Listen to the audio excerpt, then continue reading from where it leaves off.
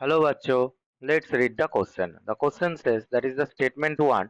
Zinc blend have cubical crystal system, and statement 2.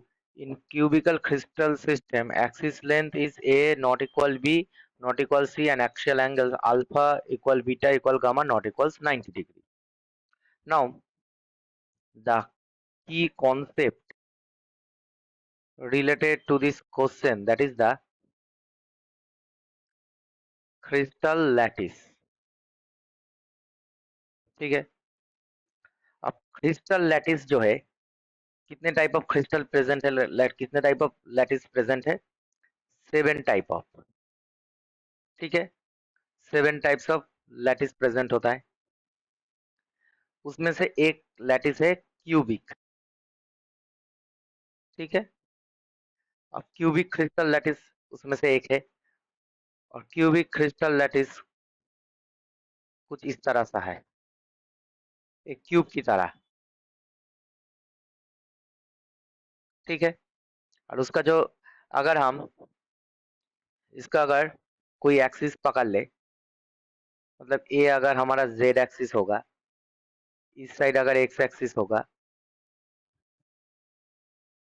ठीक है, और इस साइड अगर हमारा वाई एक्सिस होगा, तो ये जो एंगल है, ठीक है, एक्सिस बराबर एक्स एक्सिस बराबर वाई एक्सिस, जो इसको हम अल्फा बीटा गामा से डिनोट करते हैं, और ये जो एंगल है alpha equals beta equals gamma, वो सब 90 डिग्री है. ठीक है. राइट एंगल है. और इसका जो एज लेंथ है, ये वाला जो एज लेंथ है, सब एज लेंथ सेम है. ठीक है. इसका जो एज लेंथ है, एज लेंथ सब सेम रहेगा. ठीक है. A B C, so A equals B equals C. Okay. अब इस क्वेश्चन को देखते हैं. जो पहले वाला स्टेटमेंट दिया था, statement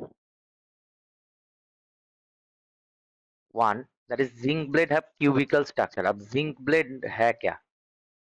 zinc blende zinc sulphide है. ठीक है. और उसका स्ट्रक्चर क्या होता है? वुडजाइट स्ट्रक्चर होता है. और वुडजाइट स्ट्रक्चर क्या होता है? क्यूबिक होता है. एक क्यूब स्ट्रक्चर ही कई फॉर्म होता है. तो इसका मतलब जो जिंक ब्लेंड है वो क्यूबिकल सिस्टम में है, उसका सिस्टम क्यूबिकल है. तो स्टेटमेंट 1 क्या है हमारा? करेक्ट है. अब स्टेटमेंट 2 को चेक कर लेते हैं. ठीक है.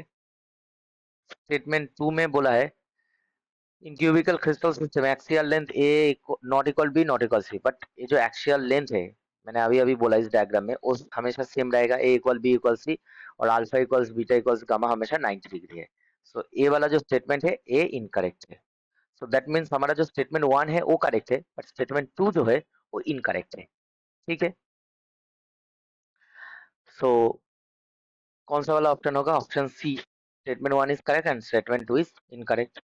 तो आंसर होगा हमारा option C. I hope you will understand the solution very well. Best of luck.